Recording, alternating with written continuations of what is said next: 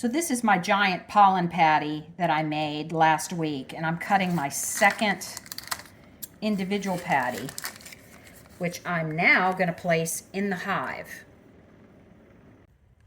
So the first thing to do to place the pollen patty is obviously to remove the lid. And I'm going to put it in the top here, which is my honey box.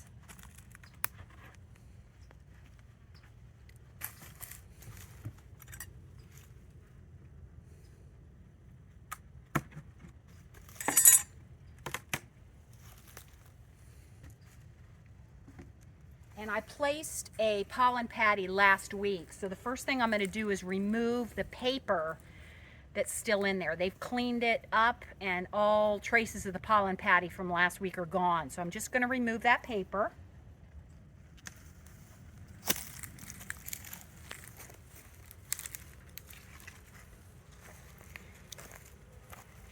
And then I am going to place this pollen patty, which is rapidly thawing,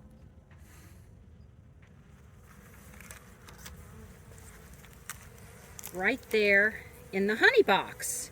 And they're going to set to work on that. You can see it's really gooey, thawing quickly. They're going to be all over that like white on rice and have that cleaned up and consumed within probably a couple of days.